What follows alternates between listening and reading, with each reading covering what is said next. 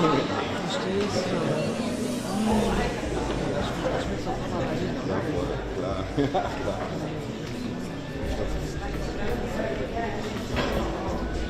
der ist schon durch.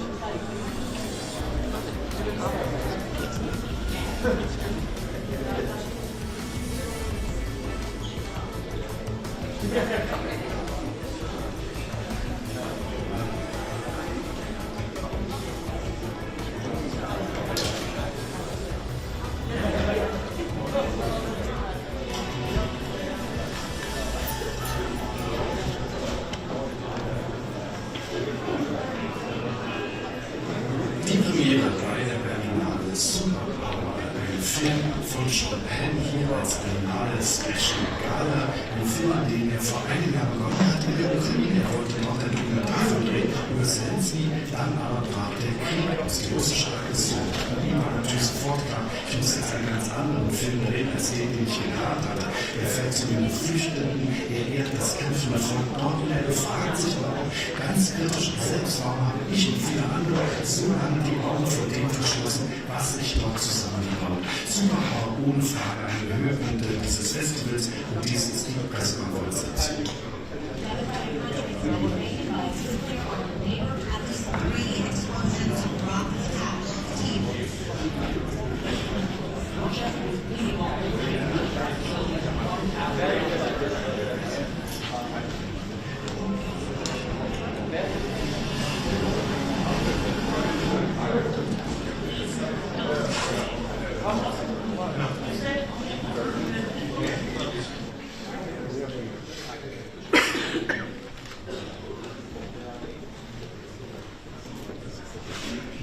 Entschuldigen Sie, den Herrn da? Ja, ja.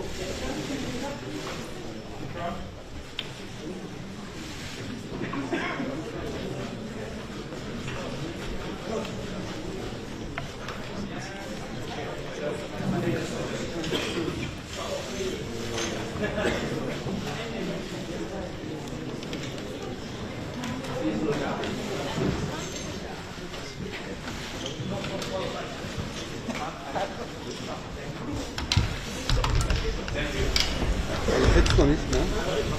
Hast du?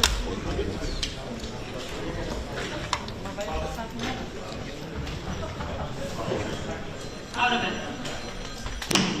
Hinsetzen.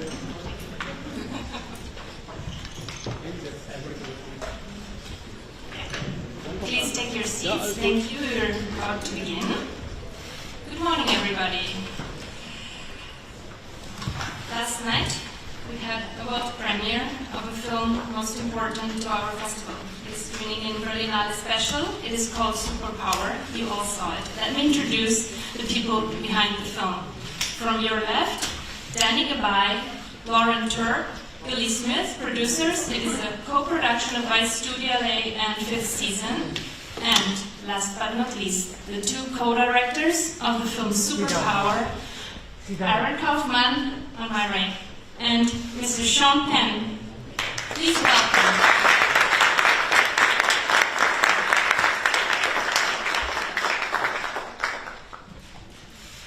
Not only did we have a world premiere, you also agreed, and we were super grateful for that, on a Q&A. We had nearly 20 minutes of talking, and I think I would like to pick up one question that remained, of course, and remains most important to you that I know and to us. Can you say a word on your protagonist, your main protagonist of the film? The president of Ukraine, Mr. Zelensky, your relationship and his role in world politics today. Who wants to start?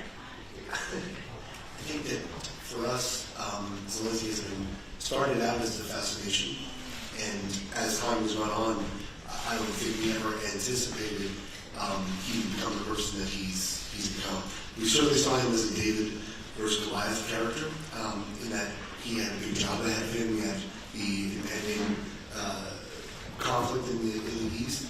But I think much like the David and Goliath story, he's proved to be very nimble, and he's proved to be much more wily than the kind of older Goliath that Putin has become.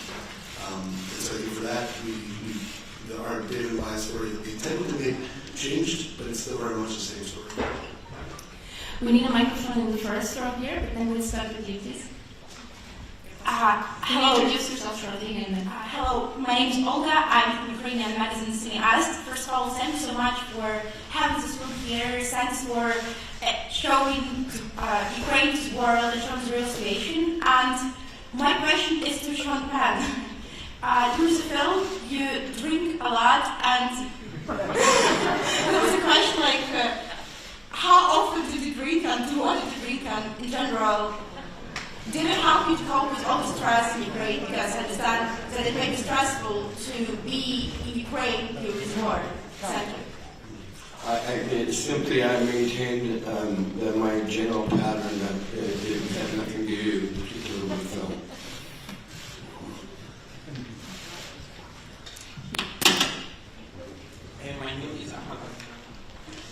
My name is Ahmed Ali, Egyptian journalist. You communicated with different parties about the point of view Ukraine vision.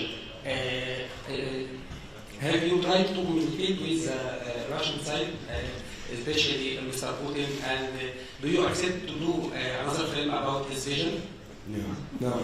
It was very early, quite clear to us that we were not going to let our film be a podium for transparent deception, and that's all that Mr. Putin and the Russian Federation had to offer. I think we would have been better served talking to a wall. This is not an unbiased film. This is not an ambiguous war. Mr. Putin said far too much already. Hi, my name is Irina. I'm a Ukrainian journalist. Sean, in 2024, before the next Oscars, you called on the film community to give President Zelensky the opportunity to speak at the ceremony. You promised to me about your Oscar if this didn't happen. Zelensky didn't speak at last year's Oscars. You have brought one Oscar to Ukraine and will take it back only after me. How many more statues do you need to bring to Ukraine, and how many threads of their discussion do you need to make it to get more tasks and plans for Ukraine? How you feel? How you Thank you. The Oscar is there in his office, and it's ready to be melted anytime he wants to melt it. This was overcovered, a small gesture, symbolic between two friends. In terms of what inspired that, it was my continuing shame towards the leadership of the Academy, the Motion Picture Academy, and choosing to present Will Smith smacking Chris Rock rather than the greatest symbol of cinema and humanity living today on their broadcast, their loss. Hello, I'm from Georgia, and my country, 20% of my country is occupied by Russia.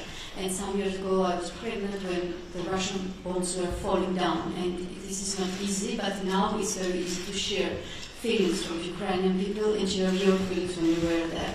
My question is about your decision, because we remember that you were in Haiti also, when earthquake very huge and many times.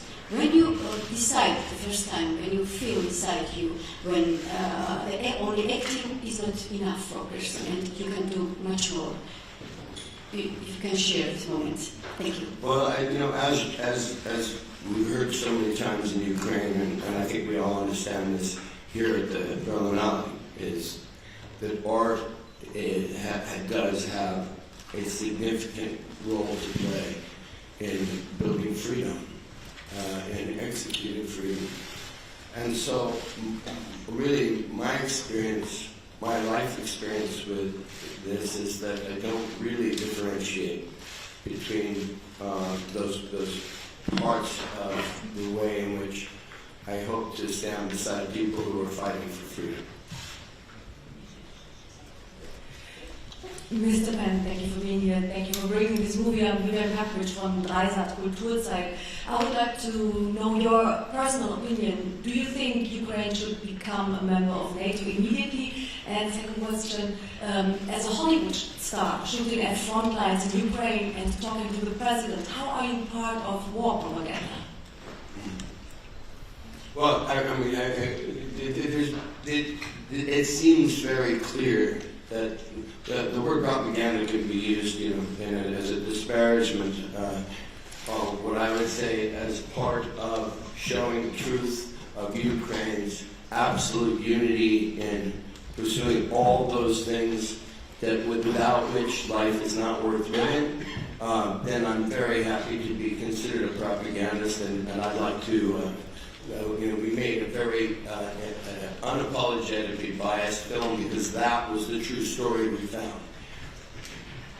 I would also think that the movie was never meant to be the definitive, history of Ukraine. There's so much more to the history of Ukraine, which is wonderful and worth researching. It was never going to be the definitive movie about war or about Russia.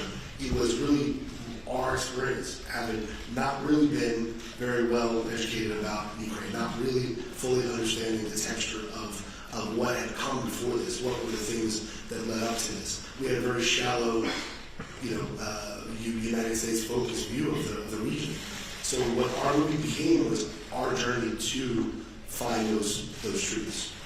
So I don't, as far as propaganda or not propaganda, I don't even know how to answer that, because to us, the movie that's up there that's true is our movie of what we encountered in our experiences going over there. So in a sense, we were trying to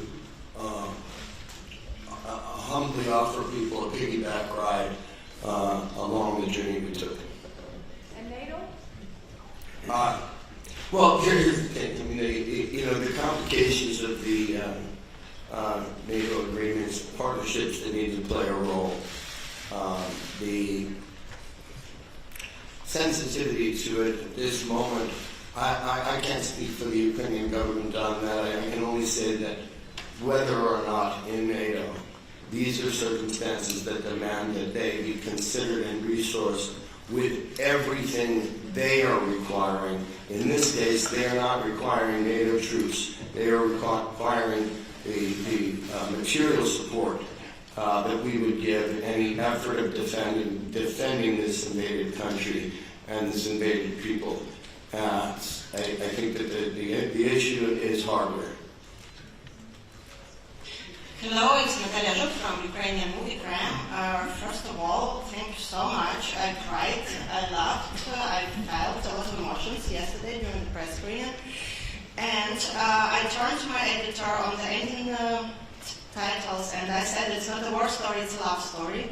And my question is, two questions. First, what were the main turning points for you, Sean, as you met Vladimir, as you met more and more Ukrainian people, when your documentary turned from study of this person towards actually love confession to the country? I would say I felt it like that. And the second question, now you have lots of friends, lots of acquaintances in Ukraine, and you're sort of you're a person from another world a little bit, but now you are connected to them. How does it feel for you, in everyday life? Do you follow, I don't know, the bombing schedules, the blackouts, news, etc.? And do you have sometimes a thought, maybe if I were not there, I wouldn't care so much, maybe it might be better, or it's vice versa? The president speaks in the film to this issue in terms of Ukrainians seeing the real world and not a fairy tale. I think that we can walk and chew gum at the same time by following the philosophy of our Ukrainian friends, both in leadership and the civilians that we've known, all of whom are determined not to survive, but to flourish during this time. I think yes, it's become extremely personal. When it's right in the beginning, it was very clear that from the 24th, that the number one targets were the president and his family, and of course it was an overwhelming concern that this man who had just shown me the face of courage, representative in his face of the faces of all Ukrainians, that we may not see him again. That this, so yes, I'd certainly like to apply that daily concern to everywhere in my life, and not forget that life is fragile, and the people we love and the dreams we have should be pursued vigorously as long as we're here. We have several more questions. Please be short. I would like to have a short intermission because your questions, of course, are focused on the two filmmakers, but I would like to also give Lauren and Danny a chance, and of course Billy as a producer, to comment on the process. Who brought in who, and what were the challenges in working on this film for you, please? We had started the Zelensky documentary that in 2019 that was more of just a human interest study of this, comedic actor turned president. Sergei Beskolov, another producer, and I, during COVID, we kind of lost the funding, lost everything, lost the ability to travel. Sean and I had been talking, and Sean was very intrigued, even at this point, with who Zelensky was. As a man who has kind of stepped into the fray. And then Sean and I brought in Aaron, and Aaron brought in fifth season in Vice, and then we were off and running. I guess for us, Lauren and I had just done a production with Aaron, Called Crusaders, on the Jehovah's Witnesses, and Aaron gave me a call one day and he said, "Look, we're working on this new thing. Could you come up to Malibu and meet Sean Penn with me, because we're getting into this world of Zelensky and we don't really know what to think of the guy, but we think there may be something very interesting here." And Lauren and I had just started producing a lot in partnership with Vice World News, which was Vice's news division, and I think the general feeling between all of us was that between what these guys were interested in investigating and what the resources and abilities of our news division were able to bring us in terms of security and fixers and access and being able to shoot on the fly on the ground in difficult places, we said, hey, feels like there's a really interesting opportunity here to all work together and explore this. Lauren, do you want to ask something? Yeah, I mean, I think that first meeting, what was so interesting to us was the way that Sean, of course, was thinking about the president, who he was as an artist and who he was as a leader.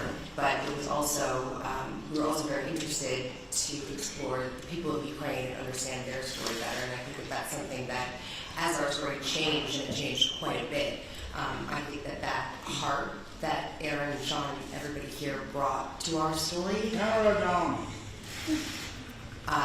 allowed us to follow it as it changed in the way that it did. Your question. Hello, Horaz Kiribayev, Esquire, Kazakhstan. I have a question for Sean Penn and Aaron Kaufman.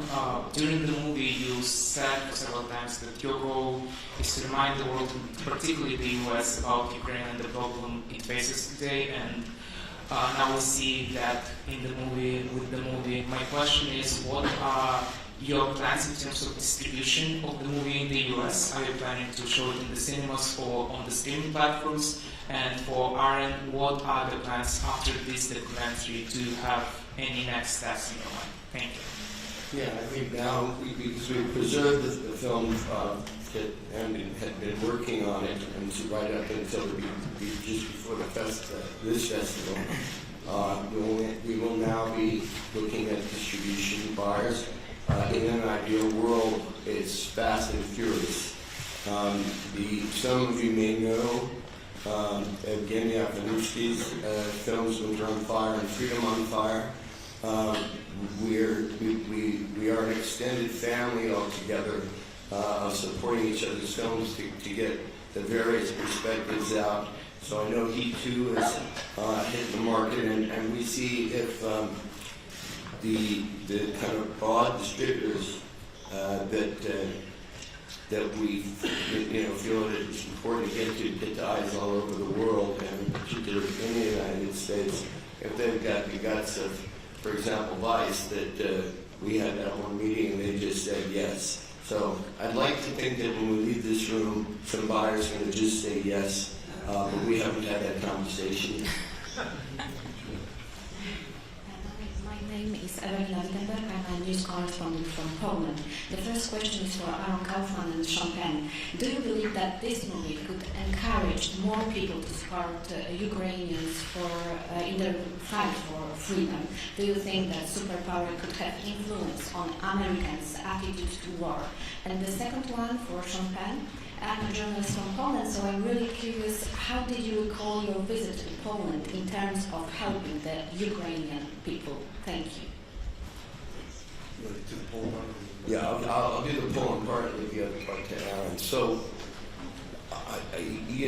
from the American experience, observing this, and of course, I was very quickly wearing two hats in Ukraine, because I have the documentary, but I also have my organization core working, and I was sometimes confused going back and forth which effort I was there to focus on principally. But in working in Poland and with the Polish people, and seeing the way in which the doors of homes were opened and hearts offered, this has been one of the most significantly positively supported relationships, in the crisis of refugee absorption that I've ever seen. But these things can't go on forever, and so we international community, the Ukrainian government, looking for solutions, particularly in shelter, being able to allow families to reconnect in safe places. As far as the film being kind of an entryway into the conversation, I think that was always on our mind. We looked at the coverage in the U.S., saw that it was very shallow. A lot of times it's about should America be supporting Ukraine or not? Should we give them more money or not? And that's the conversation back and forth. And then you add in talking heads yelling at each other about that. They never really go deeper to go, well, what's really behind this? What is this? We ask a lot of people that don't understand really what the conflict is about. They'll refer to this as a civil war or something else that's outside of actually what is behind this invasion. So I think getting people to a base level of understanding of why this has happened, what the details are around it, I think would be helpful for them to understand what helping or not helping Ukraine really means. Hello, Ibrahim Kunchuk from Bulgaria, Novi News TV. Mr. Penn, I would like to ask you, what is the superpower of Ukrainian people? What is the superpower of Zelensky? What is your superpower? And if you have the possibility to speak with Putin eyes in eyes, what do you want to say to him? Thank you. Again, I find myself no interest in talking to Mr. Putin at all. A day will come where none of these conflicts end in war. They end in talking, and it's going to have to happen. It's going to have to happen with very strong demonstrations of the existing Ukrainian demand for freedom and sovereignty in their territories. Once the architecture is in place for that, perhaps there'll be a brief discussion with the war criminal to whom you refer. In the meantime, I'm more concerned with, it's a very odd time when what the most significant humanitarian response that can happen right now is the delivery and supply of long-range precision missiles to a country under invasion, a country that owns all of the dreams and aspirations that, as I've said in the film, that we all share, that all movies share. Movies, about the better us, and we find that in Ukraine. It's kind of like, how did it happen? It was Liverpool, England, the Beatles came from, and it was the great communicator to the world's heart. And now what it is, it's the Ukrainian embrace and courage. I think that Ukraine is the world's Beatles right now. And we should, just keep playing that record until they get their V-Day and go have some abortion. Mr. Ben, Paulo Portugal, Missado.pt. There was some news before the festival that Mr. Zelensky would be present here somehow. I wonder if you have spoken to him, if he has seen the film, and what is his, what does he think about it? And also, very briefly, if you could address your role as you play in the front line. I mean, it's reality between what you do as an actor, which is fiction. How do you see that, the role that you play? How does it mean to you in your career? Thank you. It was very important to us that the president see the movie and that he see it before the rest of the world saw it. So we went back this past week and went to Kyiv this past week and spent about a week there and showed the president the film. And then, what was the second part of that question? Sorry. Being in the front line and between reality and what you do, which is fiction. Being in the front line is just be in the company of the actual human beings who represent that thing we call the cutting edge of freedom, and none of them, it is none of their preference that they represent it with weapons of violence. But they've not been given a choice. And so it was, any chance to be in the company of heroes, I'll take it.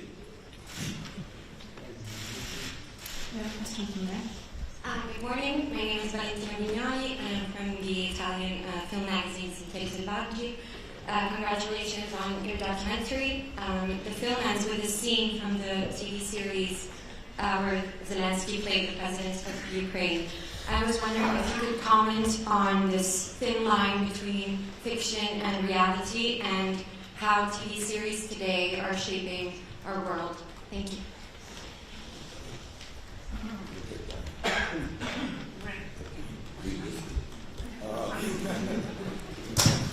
Well, first, I think the adoption of documentary has changed things a lot. I think people are enjoying it and consuming it in much bigger numbers than ever before. And I think that is having an effect on what narrative series are like, because people are used to more things that they perceive as real. So I think it's harder to make something in the narrative that doesn't have some kind of authenticity. But you definitely see the move towards people consuming, whether it's unscripted investigations or documentaries or docuseries. So I think the marketplace has changed, and it's pretty obvious that things like this are what people are craving to watch. Hello, Lazar Krismo from Derek Radio from Bulgaria. I have a question for Mr. Penn. Do you really believe that once people who think that the Russian invasion in Ukraine from Russia was justified, do you think once they get to see the documentary that they will change their opinion and that they will have a different view of the war? Thank you. Of course, we would like to think so.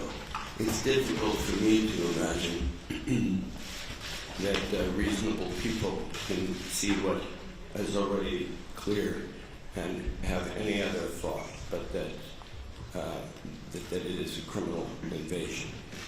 I think for us, from the very beginning, because we were such, newborns to an understanding of Ukraine and our key subject, President Zelensky, that we always had, we always wanted to be mindful of when we started to see something a person we wanted to hear from.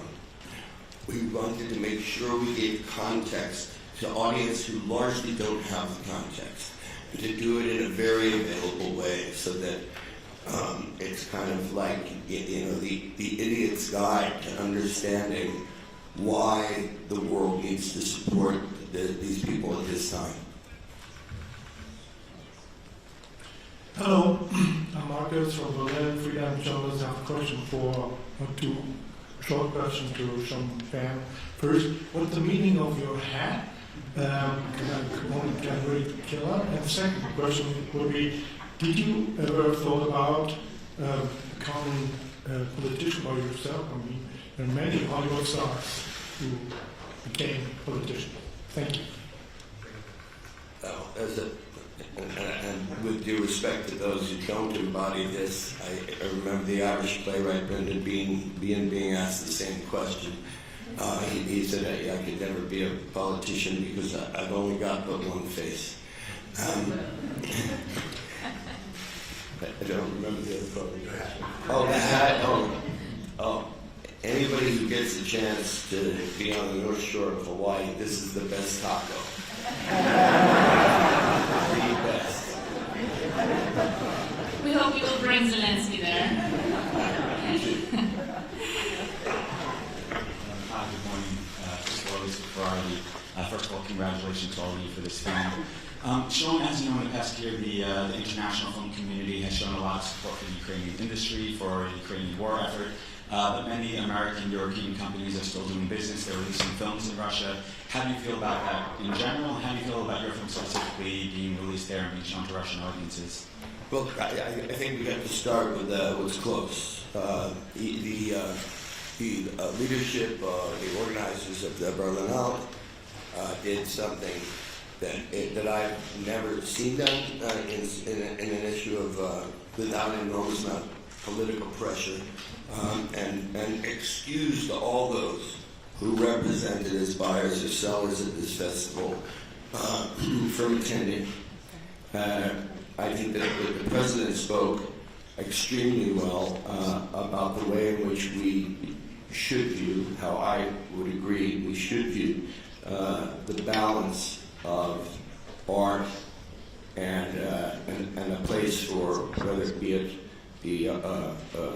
anything financed by a Russian entity, any athlete traveling to a propaganda when it comes to the Olympics. I think we have to make a really strong, clear decision and stop debating this idea of whether it be a debate about art or sport. Now, on the same night the President talked, there was a formidable presentation by one of the main jurors, the French-Iranian actress, and speaking for that which is not Iranian finance, but is which I think she referred to, the necessity of art as oxygen. So we have to find ways to support artists, of course, all over the world. Right now, there is no room for anything that involves Ruble One. And we would hope that increasingly it would seem that the German government has lately been, I think, a little clearer-minded and beginning to move support to Ukraine. So, it's all of our intention in every changing day. As I said earlier today, we should all be supporting the supply long-range precision weapons. That's a key priority for the Ukrainians. Hello, Barbara Breuer from the German newspaper Märkische Oder-Zeitung. I would like to know, you got to know President Zelensky on a very personal level, I guess. We all know him just from TV and from his speeches. What is the character trait you love most about him? And what is it you don't like?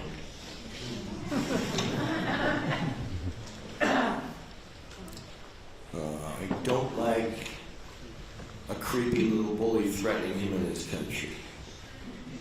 I do like that there's no threat that scares Zelensky or the Ukrainians.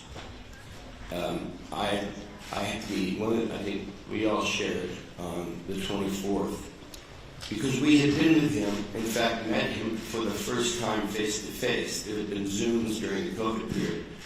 But the first time we met face to face, I had said to him much earlier, I don't want you to answer us about whether you're going to be open to us and give us access until you meet us face to face, and we won't bring cameras. So our first meeting was on the 23rd. He decided, for his own reasons, I guess his excellent discernment and trusting people, that he would see us on the next day, and we'd bring our little camera. And then we went back to the hotel, and that night the missiles started coming in. And what had been a head of state wearing a proper suit in a proper office, and the next time we saw him, he was in cameras, and his country was at war, and he had already embodied, there was a sense, a palpable sense. He said in the film that, and he couldn't have seen this coming, that he was born for this moment.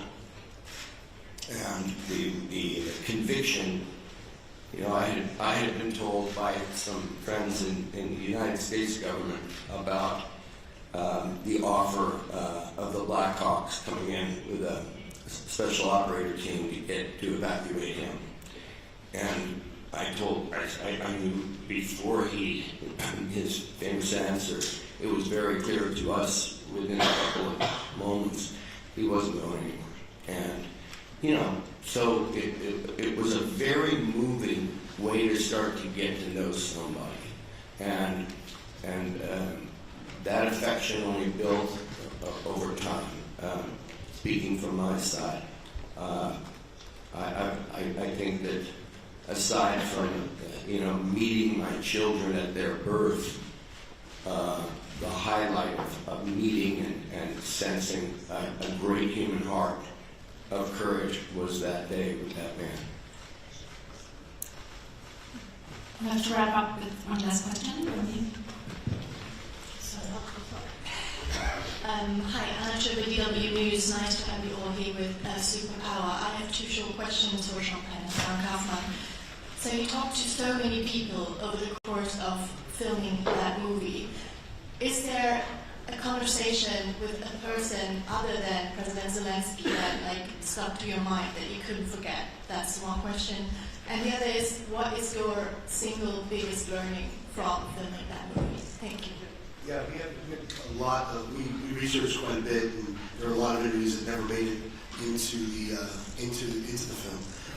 But what really was interesting is there was a guy in the movie named Alex Frischberg, who's an attorney, and he's not a political commentator. He's a smart guy, and we really got a feel from him what the appeal of Zelensky was from the general public of Ukraine.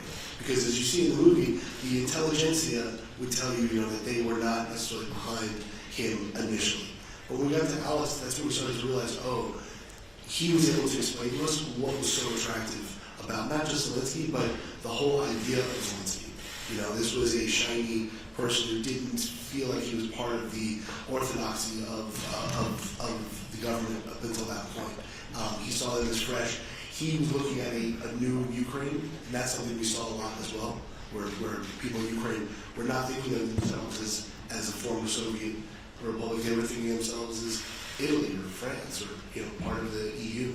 We got that from him as well. So that was the first interview that we had that really gave us an idea of, Zelensky as a person, but also that promise that is why he runs so decisively. And the only thing I would add is that the slogan of the Ukrainian railroad is iron and soft. So they'll fight like iron, but they are going to maintain that humanity, that soft humanity. What we see with is we have an interview with the governor of the central bank where he is talking about hate. And of course, the presumption from outside, that which we're all taught to seek forgiveness, was not in his heart. And he says it clearly. He hates the Russians, all of them. But that it is his job to hate them so that his children don't have to inherit hate. And I thought, well, far be it from me to say, you got to practice forgiveness. Right now, if that's the state of mind they need, they're going to do it. But within the broader human heart, they are still maintaining their art, their culture. There's a gentleness to people that you come across, be it on the front lines, line of contact, or safe and sound in a hotel in Kiev or Lviv. It's across the board. There's something in all this terror. There's something very magical going on, and we shouldn't miss it. We shouldn't miss it. We're going to all want to be on the right side of history on this. Long-range precision weapons. I said 3 to last, and we have a very last question. Thank you very much. Gianni Bussotti, Italian journalist. Mr. Pan, you have been testimony of bad things, horrible scenes, I guess. How did this experience change you, if it did? And also, what struck you most with you have met so many Ukrainians. What is that struck you most with talking with these people?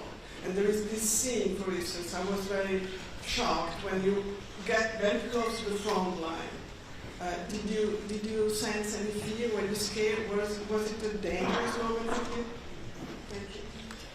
So, I think if somebody barred all the doors to this room closed, packed us together, and just gave us just enough for each to have a level of nutrition that will keep us from falling ill, that we can all imagine a way in which that turns into chaos, and we can also imagine on the better side the way it turns into community.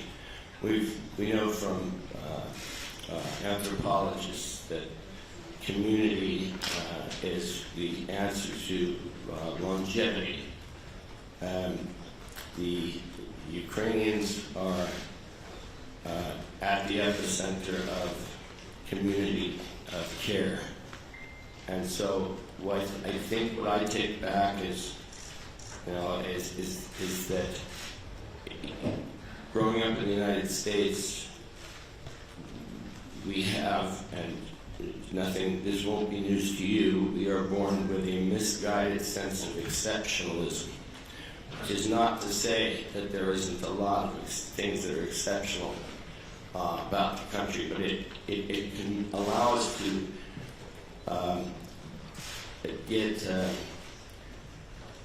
minimalize or to normalize something less than community, something less than care, kindness. And at the heart of their frontline battle is that they are, it's one of the big differences between what so many of the Russian forces and certainly the Wagner forces are doing with an attitude toward atrocity.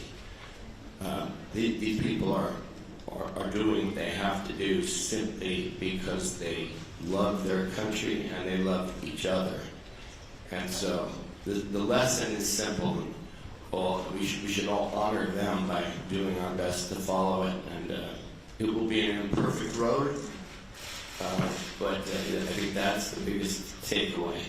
I'll say in terms of the question about danger, it's become a question of finding it's less and less important to to share my views on it.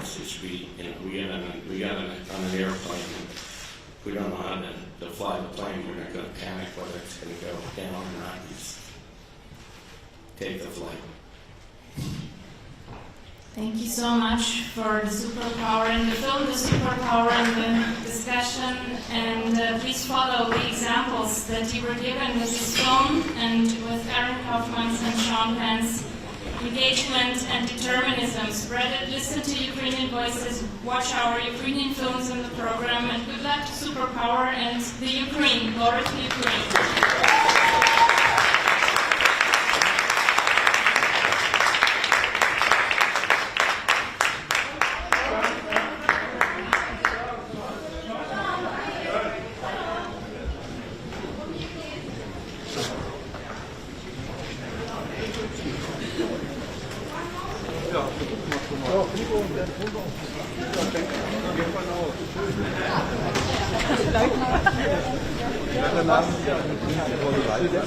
Her kom de. Ja.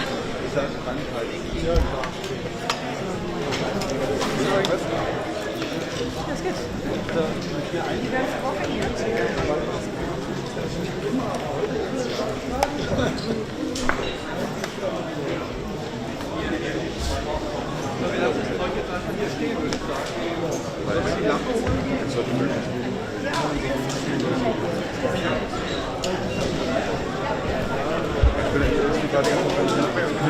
Aber nein, das soll nicht.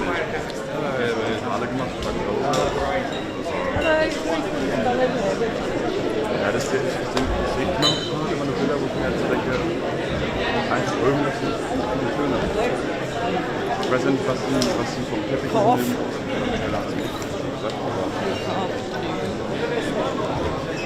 Huh? Yeah, it's fine. Yeah.